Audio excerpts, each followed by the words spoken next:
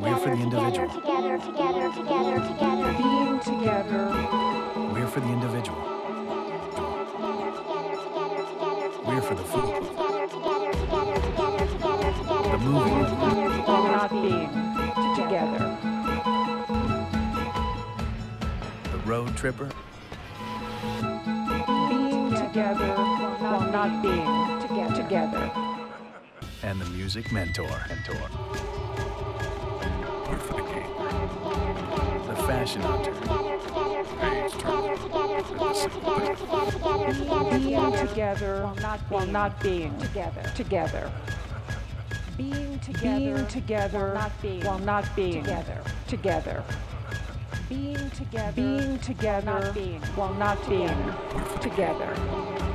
The fashion hunter. Being together while not being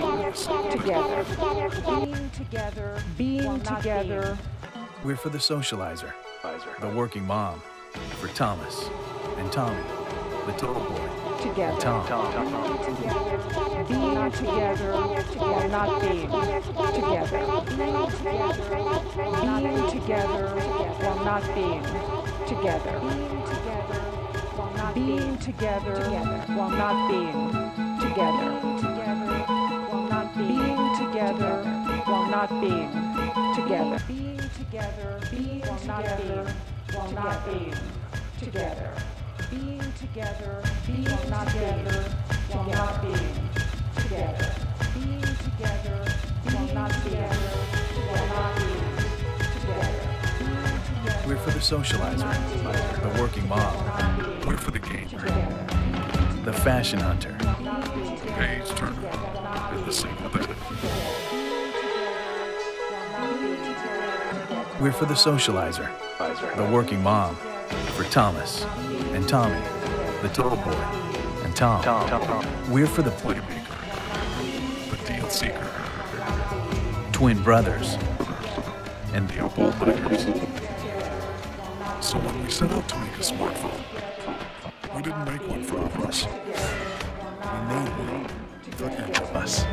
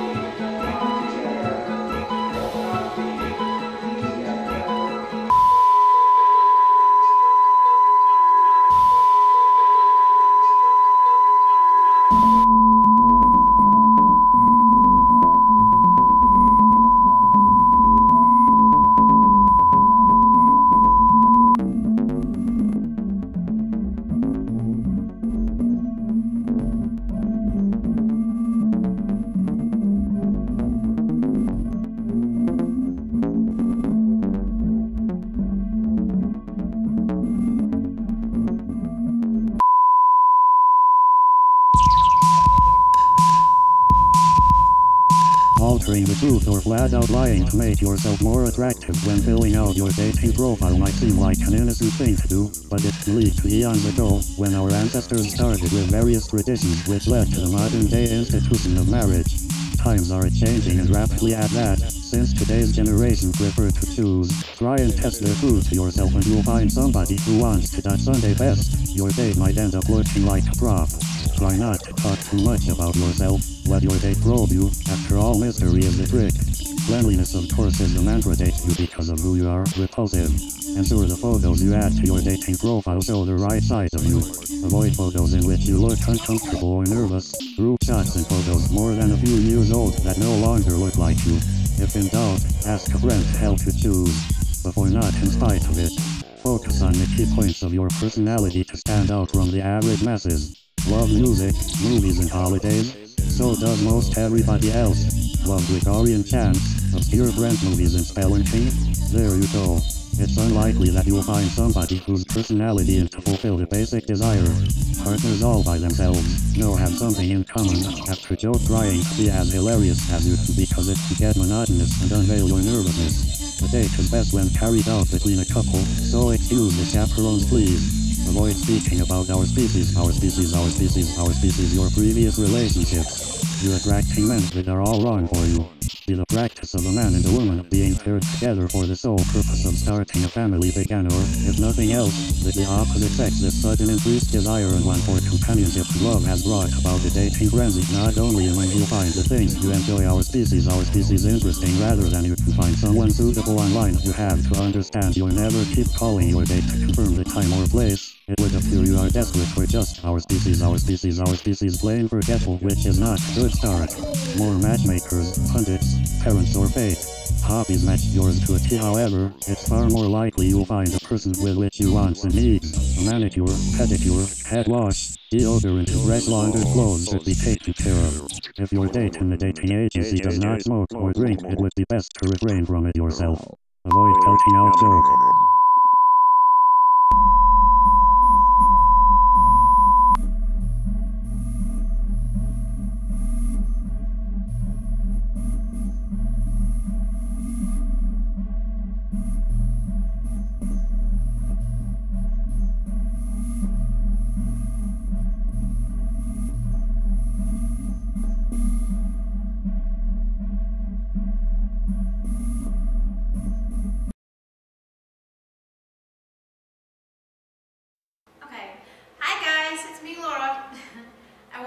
This week about being yourself and pertaining to when we go through transitions in life, and over again we go through these these periods of transformation, these periods where we seem to kind of withdraw from our life, from our friends.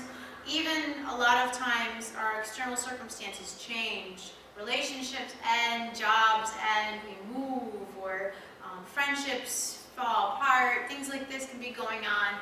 And we lose a sense of who we are. We completely do. Whenever these things happen, these kinds of loss, we lose a sense of who we are. We die to our old expectations of ourselves, who we were, who our life, or what our life is, what it's supposed to be, and thus where we're going. We lose a sense of our footing. Since it's definitely pertinent in my life right now.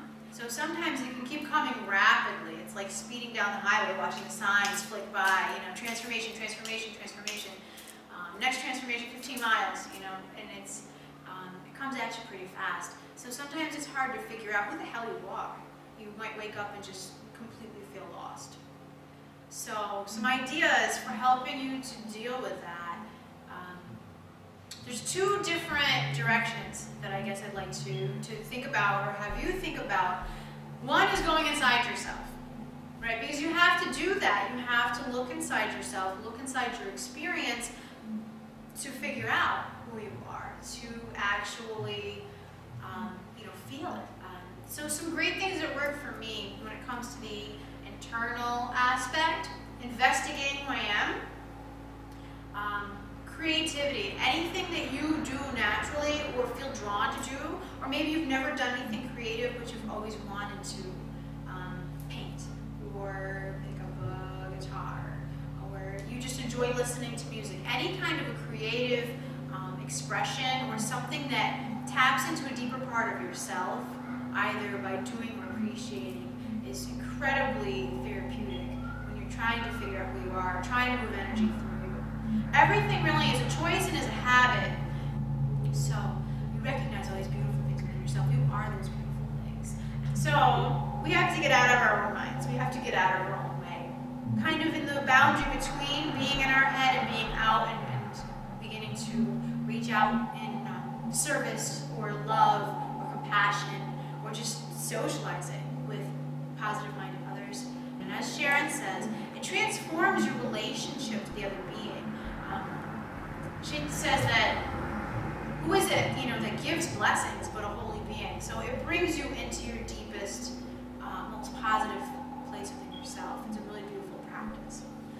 Losing yourself in the service of others, that was Gandhi's mindset. And I think it's a beautiful mindset. In my life, it really works. When I realized that, all right, I've been thinking about myself quite a bit, which I needed to do to nourish myself. Now I just need to move forward with my life. Now I just need to be me, which to a great extent is participating in brightening the world for others. others. But even if you're not as bold or strange as me, there are other things that you can do. Random acts of kindness, if you're a playful person, are awesome. If you have the money to do so, like sneak a dollar bill in somewhere, like let somebody find it, would really brighten their day. Or if you love somebody and you want to like sneak a $5 in their pocket or something, and they just think, oh wow, I left money in there, right? That's kind of a sweet thing you can do. Everyone has something that resonates with them. Maybe what resonates with you is gardening. Gandhi used to, him and his students or followers would go to the untouchable caste, to people who were considered the garbage of society, and he would clean their toilets. If it's good enough for Gandhi, right? That's, it's definitely good enough for me. I think it's a beautiful idea. Forgetting about who you think you are, or what you want out of life, or what you think you need to be happy, and just doing something that brings joy to another living being, be it a plant, an animal, person.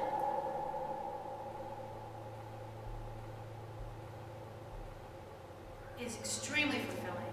There really is this gift that we receive if we do something genuinely for others just because we know it's the right thing, just because it feels good to do good, not because they're going to give us $5 if we do it, or we think we're going to get good karma points with the universe, just doing it and being it. So hopefully these are useful thoughts and will be in service of your path and any transformations that you may come upon. Thank you.